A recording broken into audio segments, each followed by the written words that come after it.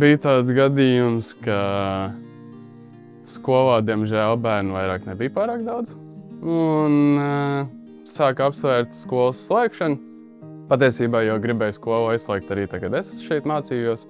Bet tā kā mēs bijām 9. klasē, mēs par visu varu ģimenes un mēs kā bērni mēģinājām pierunāt, ka mēs varētu pabeigt pamatskolu šeit. Un tad sanāca tā, ka 3 dienas nedēļā mēs mācījāmies Valcienā un 2 mācījāmies Dursupē, lai paliktu tā Dursupas daļa un kaut kāda daļa no skolotājiem. Un tad beigās diplomā arī dabūja to, ka mēs esam pabeiguši Valcienas pamatskolas filiāli Dursupas pamatskolu. Mazliet jocīgi bija, bet man savā ziņā tomēr patika. Jo dabūjām pamācīties arī ar savām skolotājām, kas ir Laima Reichenbach un Ludmila Knipoka. Tieši šeit uz vietas arī sports mums bija pašiem savs ar Aivaru Eņģeli. Mums bija tāda mājīga sajūta, jo Valcienai tomēr mēs bijām tādi iebraucēji, zin kā svešie. Un arī pusdienas vienmēr šeit bija labāks. Es 8 gadus nomācījies visu laiku Dursupē. Vēl ieskait nevis pamatskolu, bet bērndārzu. Visai savā bariņā mēs jau tur 6 cilvēki visu laiku paši ar sevi tusējām. Un tad beigās aizbraucu uz lielo klasu Valcienē un tad mazliet jūties nevietā. Man likās, ka jau esmu sagatavots visam, kas ir vidusskolā. Jutos brīvi, ņemot vērā, ka jau vienu reizi sanāca skolas mainīt, tā braukāšana no Valcienas uz Valcienu, pareizāk sakot. Un tas sagatavoja savā ziņā ģimnāzijai, jo tā braukāšana bija tā pati, ar to pašu autobusu nekas nebija mainījies. Un jauna vide, jauni cilvēki, tad iemācījos jau sadzīvot ar svešiem un tad jau sapazīties ar viņiem un kopā mācīties. Mūsu klase bija tāda ļoti tuva. Mēs nebijām matemātiķu klase, mēs bijām, kas skaitās C un B. Mēs tādi biznesa un kultūra cilvēki, mēs diezgan labi sadzīvojām visu kopā. Dursupē mēs jau pa lielam bija viena maza ģimenīte, visu kopā visu laiku darījām. 6 cilvēki kaut kā visiem, jāizklaidē vienam otru. Bieži gājām ciemos pie citiem, viens otru, tas vidusskolā tā vairāk nenotiek. Savā ziņā ļoti patika brīvā gaisotne, ja tagad mācoties universitātē. Un arī savā ziņā ģimnāzijā viss likās mazliet saspringti. Visu laiku no tevis prasa tāds diezgan liels izvēles, ka tev ir jāsaprot jau, ko tu darīsi savā dzīvē. Pamatskolā tāda lieta nav. Jo, cik atceros, vienīgais sapnis, kas man tajā brīdī pamatskolā bija, ka es pabeigšu visas skolas un es varēšu visu laiku būt mūžīgā vasarā. Nekas nebūs jādara. Skola būs beigusies, darbs nevajadzēs.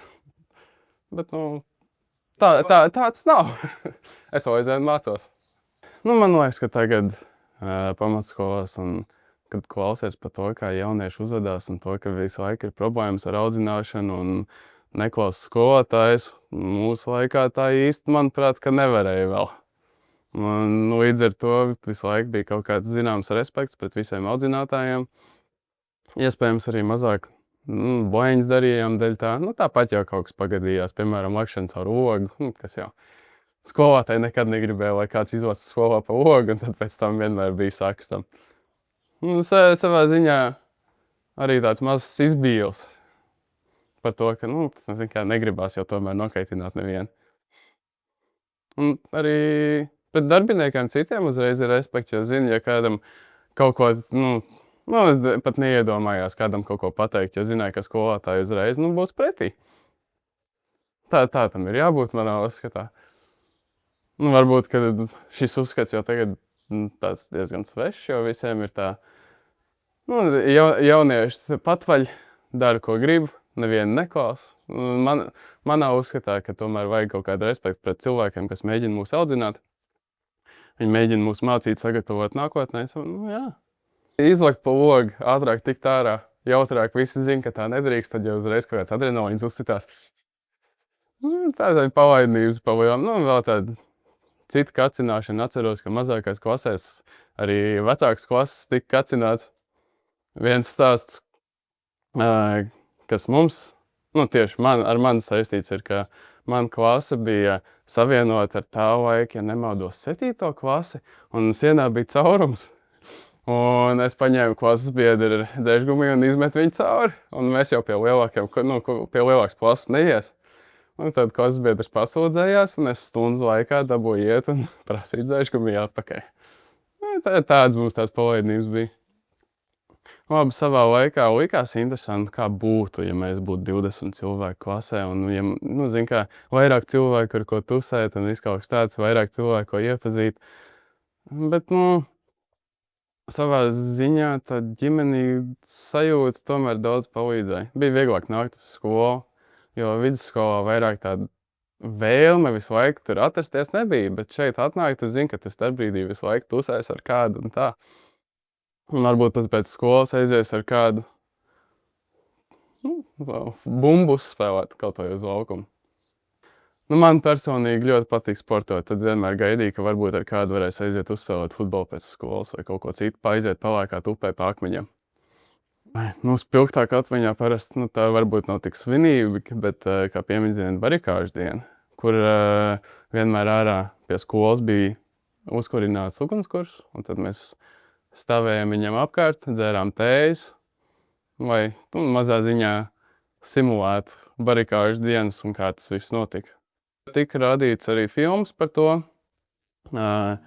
Bija arī dokuments, bet lapa pie sienas ar visiem vārdiem, kas ir no pagasta bijuši barikādēs piedalījušies. Mēs pa lielam kā bērni zinājām, ka kāds viss notika. Kad tas viss notika un kur arī no mūsu cilvēkiem tur bija piedalījušies. Man tas asociējās ar starpbrīžiem, kur komunikācija ar draugiem, blēņas, ārā spēlēt ķerens. Tā ir tāda socializēšanās ar citiem. Es uzskatu, ka mūsu pedagogi bija ļoti labi.